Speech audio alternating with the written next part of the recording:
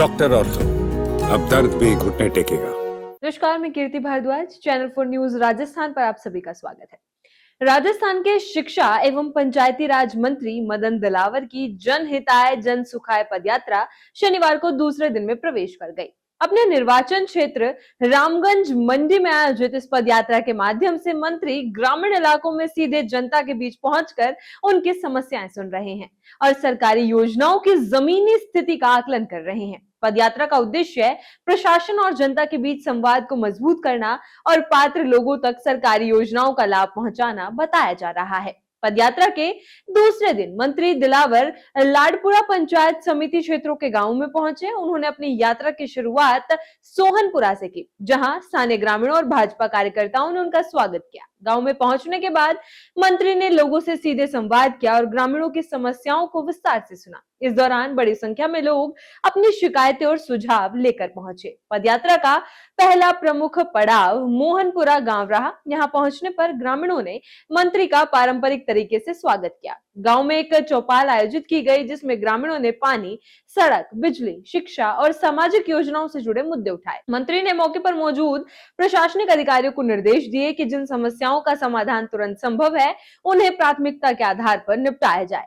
चौपाल के दौरान मंत्री दिलावर ने केंद्र और राज्य सरकार की विभिन्न योजनाओं के लाभार्थियों से भी बातचीत की। उन्होंने लोगों से पूछा कि उन्हें योजनाओं का लाभ किस तरह मिला और प्रक्रिया में उन्हें किन कठिनाइयों का सामना करना पड़ा। कई लाभार्थियों ने सरकार की योजनाओं को लेकर अपने अनुभव साझा किए। वहीं कुछ ग्रामीणों ने बताया कि अभी भी कई पात्र परिवार योजनाओं के लाभ से वंचित हैं। मंत्री ने अधिकारियों को निर्देश दिए कि जिन लोगों को अभी तक योजनाओं का लाभ नहीं मिला है, उनकी पात्रता की जांच कर उन्हें जल्द से जल्द जोड़ा जाए।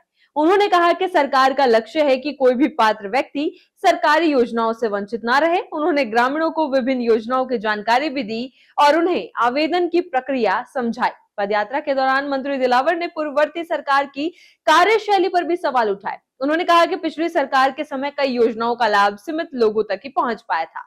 उनके मुताबिक उस दौरान कई पात्र परिवार खाद्य सुरक्षा और आवास जैसी महत्वपूर्ण योजनाओं से बाहर रह गए थे। मंत्री दिलावर ने कहा कि भजनलाल शर्मा के नेतृत्व में राज्य सरकार ये सुनिश्चित करने का प्रयास कर रही है कि योजनाओं का लाभ पारदर्शी तरीके से हर पात्र व्यक्ति तक पहुंचे। उन्होंने कहा कि प्रशासन को निर्देश दिए गए हैं कि पात्रता की जांच निष्पक्ष तरीके से की जाए और किसी भी योग्य परिवार को लाभ से वंचित न रखा जाए।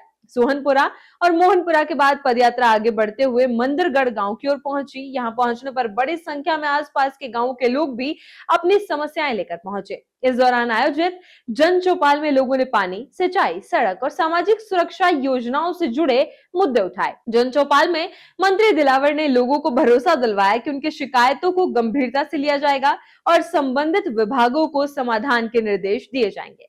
उन्होंने अधिकारियों से कहा कि जो भी शिकायतें सामने आई है, उनका रिकॉर्ड तैयार कर तय समय सीमा में समाधान सुनिश्चित किए जाए। बताया जा रहा है कि ये पदयात्रा 4 दिनों तक चलेगी और इसके दौरान मंत्री दिलावर लाडपुरा पंचायत समिति के कुल 24 गांवों का दौरा करेंगे। यात्रा के दौरान वे लगातार ग्रामीणों से संवाद कर रहे हैं और योजनाओं की जमीनी स्थिति की समीक्षा कर रहे हैं। इस पदयात्रा के जरिए सरकार की योजनाओं की वास्तविक स्थिति जानने और लोगों की समस्याओं को सीधे सुनने की कोशिश की जा रही है। इसी तरह की खबरों के लिए बने रहे चैनल 4 न्यूज राजस्थान के साथ।